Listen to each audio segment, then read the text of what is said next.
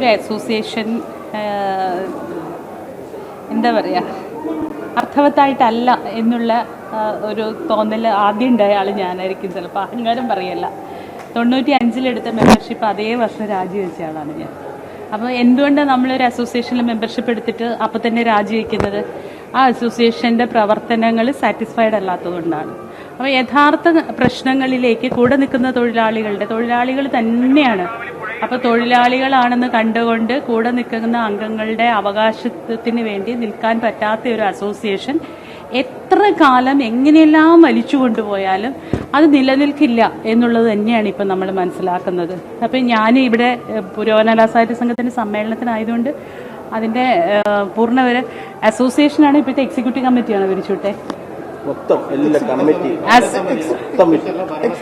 ഭരണസമിതി കംപ്ലീറ്റ് ആയിട്ട് എല്ലാം പിരിച്ചുവിട്ടു. ഓക്കെ, തീർച്ചയായിട്ടും മെമ്പേഴ്സ് എല്ലാവരും ഒന്നിച്ച് നിൽക്കുക എന്ന് പറയുന്നത് ഏറ്റവും പ്രധാനപ്പെട്ട കാര്യം തന്നെയാണ്. കാരണം നമ്മളൊരു നമ്മുടെ ഒരു തൊഴിലിടവ, അവിടെ എല്ലാവരും ഒന്നിച്ച് നിൽക്കണം. തൊഴിലാളികൾ, അഭിനേതാക്കളും ടെക്നീഷ്യന്മാരും ക്രിയേറ്റേഴ്സും എല്ലാവരും ഒന്നിച്ച് നിൽക്കണം. അപ്പോൾ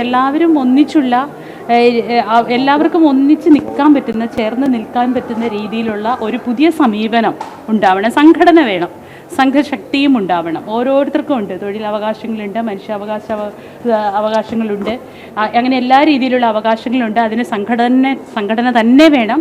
പക്ഷെ തീർച്ചയായിട്ടും ഞാനൊക്കെ ആദ്യമേ പറയുന്ന ഒരു കാര്യം എന്ന് പറഞ്ഞാൽ ഇതൊരു വ്യവസായ മേഖലയാണ്.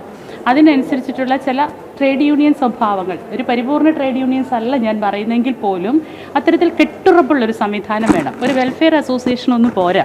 വെൽഫെയർ അസോസിയേഷൻ്റെ മാനദണ്ഡങ്ങൾക്കകത്ത് നിൽക്കുന്ന പ്രശ്നങ്ങളല്ല സിനിമ പോലെയുള്ളൊരു തൊഴിലിടത്തുള്ളത്, അല്ലെ ഒരു സാംസ്കാരിക വ്യവസായ മേഖലയിലുള്ളത്. അതിന് കുറച്ചുകൂടി മറ്റൊരു കാഴ്ചപ്പാട് വേണം, കുറച്ചുകൂടി കെട്ടുറപ്പുള്ളൊരു സംവിധാനം വേണം, കൃത്യമായ ജനാധിപത്യ ബോധം വേണം. അങ്ങനെയൊക്കെയുള്ള രീതിയിലുള്ള ഒരു പുതിയ അഡ്മിനിസ്ട്രേഷൻ, പുതിയ സംഘശക്തി, പുതിയ സമീപനം ഒരുപക്ഷെ ഇപ്പോൾ നിൽക്കുന്ന ബൈലോ ഓഫ് മെമ്മോറാണ്ടം പോലും അതിന് മതിയാവാതെ വരും.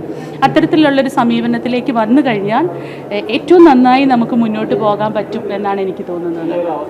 മലയാളത്തിൽ അഭിനേതാക്കളുടെ ഒരു സംഘടന, അതിൻ്റെ ഏറ്റവും മുതിർന്ന താരം ഉൾപ്പെടെയുള്ള ആളുകൾ ഉൾപ്പെടുന്ന ഭരണസമിതി രാജിവെക്കുക, രാജിവെക്കുക. ഈ ഇത്തരം ആരോപണങ്ങൾ അതിനുള്ള ഭാരവാഹികൾക്കെതിരെ ഇത്തരം പരാതികളിൽ നടപടി എടുത്തില്ല എന്ന് ആരോപണം വരുന്നു. ഇങ്ങനെ സമ്മർദ്ദങ്ങൾക്ക് വഴങ്ങി രാജിവെക്കേണ്ടി വരിക. അതെ, അതൊരു നാണക്കേടാണ്. ഞാൻ പറയട്ടെ, നമ്മളെല്ലാവരും ഇപ്പം ഞാനും ഇത് നേരത്തെ പറഞ്ഞത് സിനിമാ മേഖല എന്നാണ് പറഞ്ഞത്. ആക്ച്വലി സിനിമയെന്ന് പറയുന്നത് ഇത്രയേ ഗംഭീരമായൊരു മാധ്യമം നമ്മളങ്ങനെ പറയാനേ പാടില്ല. പക്ഷെ ഇതിനകത്ത് പ്രവർത്തിക്കുന്ന കുറേ അധികം ആൾക്കാരുടെ കുത്തഴിഞ്ഞ ജീവിതമാണ്, കുത്തഴിഞ്ഞ ജീവിത കാഴ്ചപ്പാടുകളാണ്. അഥവാ ഏറ്റവും സ്വാർത്ഥമായിട്ടും ഏറ്റവും അഹങ്കാരപൂർണമായിട്ടുമുള്ള സമീപനങ്ങളാണ് ഇപ്പോൾ ഉണ്ടായ പ്രശ്നങ്ങൾക്ക് കാരണം. കലാകാരൻ എന്ന് പറഞ്ഞ് ഡൗൺ ടു എർത്ത് ആയിരിക്കണം, എല്ലാവരെയും ഉൾക്കൊള്ളാൻ പറ്റുന്ന ഒരു മാനസികാവസ്ഥയുള്ളതായിരിക്കണം.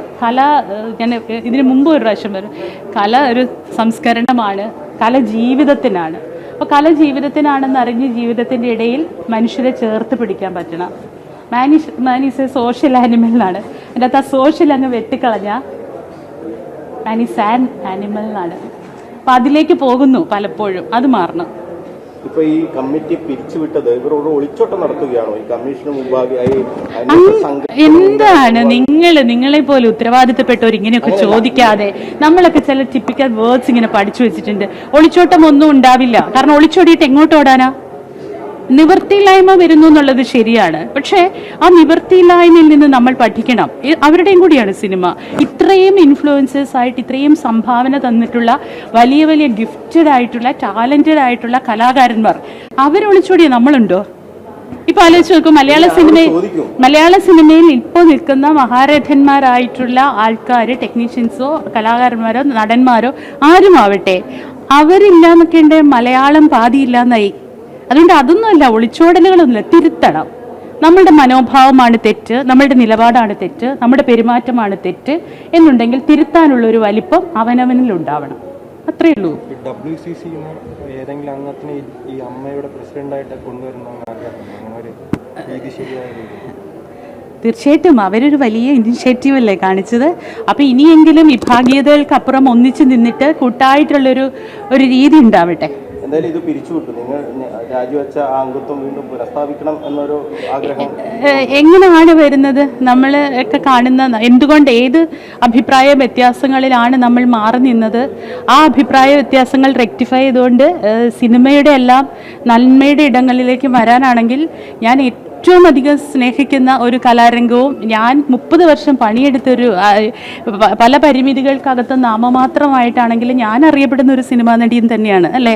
അപ്പോൾ ഇപ്പം മീശമാധവൻ പോലെ ഒരു സിനിമയുള്ളൂ എന്നെ റെക്കഗ്നൈസ് ചെയ്യാമെന്ന് പറഞ്ഞാൽ പോലും ഞാൻ ഒരു സിനിമാ നടി എന്നറിയപ്പെടുന്ന ആളാണ്. അപ്പോൾ അതിൻ്റെ എല്ലാ രീതിയിലും കൂടി സിനിമ അങ്ങനെ വരികയാണെങ്കിൽ തീർച്ചയായിട്ടും ഞാനുണ്ടാവും ആ കൂടെ.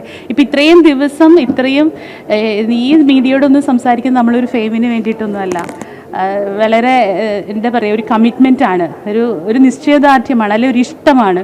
ഇത് റെക്ടിഫൈ ചെയ്യണം എന്നുള്ള അടങ്ങാത്തൊരാഗ്രഹമാണ്.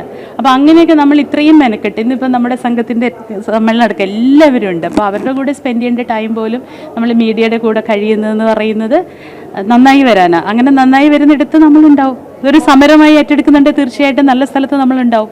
ആരുടെയെങ്കിലും പേര് സജസ്റ്റ് ചെയ്യാനുണ്ടോ ഈ ഭരണസമിതിയിലേക്ക് വരുമ്പോൾ? അങ്ങനെ ഒരിക്കലും ഇല്ല. കാരണം ഞാൻ അസോസിയേഷനിൽ നിന്നും ഇത്രയും നാളും അതിൻ്റെ പ്രവർത്തനങ്ങളിൽ നിന്നൊക്കെ മാറി നിന്ന ഒരാളെന്നുള്ള നിലയിൽ നിലവിലുള്ള കാര്യങ്ങളെക്കുറിച്ച് ഞാൻ അജ്ഞയാണ്.